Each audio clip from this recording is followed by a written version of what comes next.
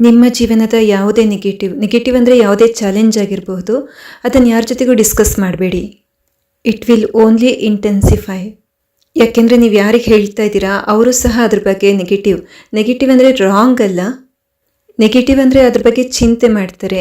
ನೀವೇನು ಅದನ್ನು ರಾಂಗ್ ಅಂತ ಹೇಳಿದ್ರಿ, ನೀವು ನಿಮ್ಮ ಸಂಸ್ಕಾರದ ಭಾಷೆಯಿಂದ ಹೇಳಿದ್ರಿ.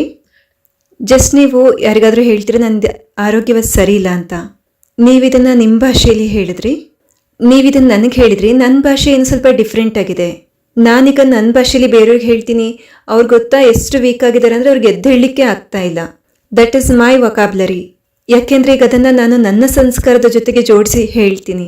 ನನ್ನ ಸಂಸ್ಕಾರ, ಇನ್ನು ಮೂರನೇವ್ರ ಸಂಸ್ಕಾರ, ಆ ರೀತಿ ಒಬ್ಬರಿಂದ ಒಬ್ಬರಿಗೆ ತಲುಪ್ತಾ 10 ಜನರ ಯಾವ ಎನರ್ಜಿ ನಿಮಗೆ ಸಿಗ್ತಿರುತ್ತೆ. ನೀವು ಬಹಳ ಕಾಯಿಲೆ ಬಂದ್ಬಿಟ್ಟಿದೆ, ನಿಮ್ಗೆ ಬಹಳ ವೀಕ್ ಆಗಿಬಿಟ್ಟಿದ್ದೀರಾ, ಬಿಲ್ಕುಲ್ ನಿಮ್ಮ ಶರೀರ ನಡೀತಾ ಇಲ್ಲ ಅಂದರೂ ಸಹ ಯಾರಾದರೂ ಕೇಳಿದ್ರೆ ಹೇಗಿದ್ದೀರಾ ಅಂತ, ಬಹಳ ಚೆನ್ನಾಗಿದ್ದೀನಿ, ಎಲ್ಲ ಫಸ್ಟ್ ಕ್ಲಾಸ್ ಆಗಿದೆ, ನೀವು ಹೇಳಿ. ಕೇವಲ ಡಾಕ್ಟರ್ಗೆ ಹೇಳಿ ನಿಮ್ದೇನು ಸ್ಥಿತಿಗತಿ ಇದೆ. ಅವ್ರನ್ನ ಬಿಟ್ಟು ಬೇರೆ ಯಾರಿಗೂ ಗೊತ್ತಾಗಬೇಕು ಅವಶ್ಯಕತೆ ಇಲ್ಲ. Only anybody something to do about it. They needs to know it. Rest the world does not needs to know it.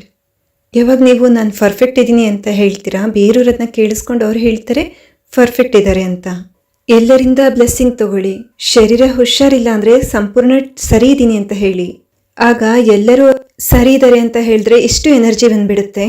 ಏನೆಲ್ಲ ಸರಿ ಇರಲ್ಲ ಅದು ಸಹ ಸರಿಯಾಗಿಬಿಡುತ್ತೆ. ಯಾಕೆಂದರೆ ಎಲ್ಲರೂ ಅವ್ರು ಸರಿದ್ದಾರೆ ಅಂತ ಬ್ಲೆಸ್ಸಿಂಗ್ ಕೊಡ್ತಾರೆ. ಎನರ್ಜಿ ವರ್ಕ್ ಮಾಡುತ್ತೆ.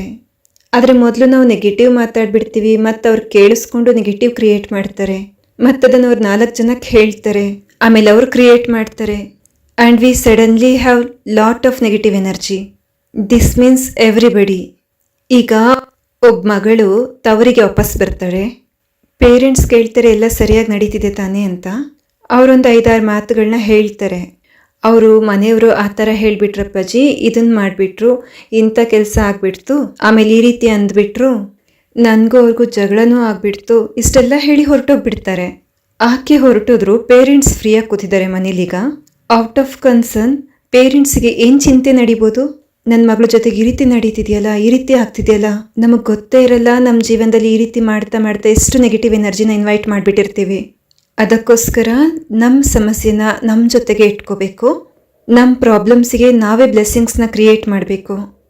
ನಮ್ಮ ಪ್ರಾಬ್ಲಮ್ಸ್ಗಾಗಿ ನಾವೇ ಒಂದು ಹೈ ವೈಬ್ರೇಷನಲ್ ಎನರ್ಜಿನ ಕ್ರಿಯೇಟ್ ಮಾಡಬೇಕು. ಮೊದಲೇ ಒಂದು ಲೈನ್ ರೆಡಿ ಮಾಡಿಬಿಡಿ. ಇಂಥ ಸಿಚುವೇಶನ್ ಇದೆ, ಈಗ ನಾನು ಇದಕ್ಕಾಗಿ ಏನು ಸಂಕಲ್ಪ ಮಾಡಬೇಕು. ಈಗ ಯಾರಿಗಾದರೂ ಹುಷಾರಿರಲ್ಲ ಅಂತ ಇಟ್ಕೊಳ್ಳಿ, ಏನು ಸಂಕಲ್ಪ ಕ್ರಿಯೇಟ್ ಮಾಡಬೇಕು. ಸರಿಯಾಗಿಬಿಡ್ತಾರೆ ಅಲ್ಲ, ಹಾಗಂದ್ಕೊಂಡ್ರೆ ಅವ್ರ ಕಾಯಿಲೆ ಇದೆ ಅಂತ ಅರ್ಥ. ಅವ್ರ ಶರೀರ ಪರ್ಫೆಕ್ಟ್ ಹೆಲ್ದಿ ಇದೆ ಅಂತ ಹೇಳಬೇಕು. ಎಲ್ಲ ಚೆನ್ನಾಗಿದೆ.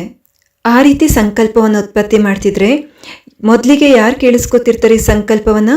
ಮೊದಲಿಗೆ ಸ್ವೀಕಾರ ಮಾಡೋದು ಶರೀರ. ಇದನ್ನು ನೀವು ಎಕ್ಸ್ಪೆರಿಮೆಂಟ್ ಮಾಡ್ತಾ ಹೋಗಿ. ಸ್ಪೆಷಲಿ ರಾತ್ರಿ ಮಲಗುವಂತಹ ಸಮಯದಲ್ಲಿ ಟ್ರೈ ಮಾಡಿ, ಮತ್ತು ಬೆಳಗ್ಗೆ ಎದ್ದ ತಕ್ಷಣ ಇದನ್ನು ಪ್ರಯೋಗ ಮಾಡಿ.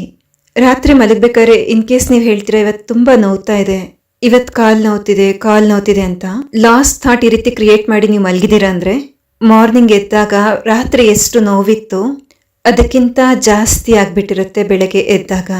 ಯಾಕೆ ಅಂದರೆ 6 ಗಂಟೆಗಳ ಕಾಲ ಆ ಥಾಟ್ಸ್ ನಿಮ್ಮ ದೇಹದ ಮೇಲೆ ವರ್ಕ್ ಮಾಡಿರುತ್ತೆ. ನನಗೆ ಇಲ್ಲಿ ನೋವ್ತಾ ಇದೆ. ಇನ್ ಕೇಸ್ ನೋವಾಗ್ತಿದ್ರು ಸಹ ರಾತ್ರಿ ಮಲಗಬೇಕಾದ್ರೆ ಅಂದ್ಕೊಳ್ಳಿ ಎಕ್ದಮ್ ಪರ್ಫೆಕ್ಟ್ ಇದ್ದೀನಿ ಅಂತ. ಮುಂದಿನ 6 ಗಂಟೆಗಳ ಕಾಲ ಪರ್ಫೆಕ್ಟ್ ಆಗುವಂತಹ ವೈಬ್ರೇಷನ್ ಬಾಡಿಯಿಂದ ಫ್ಲೋ ಆಗುತ್ತೆ. ಏನಾ ನೋವಿತ್ತು ಅದು ಹೀಲ್ ಆಗಲಿಕ್ಕೆ ಪ್ರಾರಂಭ ಆಗುತ್ತೆ. Body is not about the body is also about the vibration which is going from here to the body. ಪೂರ್ತಿ ದಿನ ನಮ್ಮ ಶರೀರನ ಫಿಟ್ಟಾಗಿ ಇಟ್ಕೊಳ್ಳಿಕ್ಕೆ ಪ್ರಯತ್ನ ಪಡ್ತೀವಿ. ಯಾರೆಲ್ಲರ ಬಗ್ಗೆ ನಾವು ನೆಗೆಟಿವನ್ನು ವಿಚಾರ ಮಾಡ್ತೀವಿ ಅದೆಲ್ಲಕ್ಕಿಂತ ಮೊದಲು ನಮ್ಮ ಮೇಲೆ ಪ್ರಭಾವ ಬೀರುತ್ತೆ. ನಿಮ್ಮ ಹೆಲ್ತ್ಗೋಸ್ಕರ ಗಾಸಿಪ್ ಮಾಡೋದನ್ನ ಸ್ಟಾಪ್ ಮಾಡಿ. Don't talk about other people. ಯಾಕೆ ಅಂದರೆ ಎಲ್ಲಕ್ಕಿಂತ ಮೊದಲು ನಮ್ಮ ದೇಹದ ಪ್ರತಿ ಸೆಲ್ಗೆ ಆ ಎನರ್ಜಿ ತಲುಪ್ತಿರುತ್ತೆ. ಎಷ್ಟು ಲಾಸ್ ಕ್ರಿಯೇಟ್ ಮಾಡುತ್ತೆ. ಒಂದು ದಿನದ ನಿಮ್ಮ ಕಾನ್ವರ್ಸೇಷನ್ನ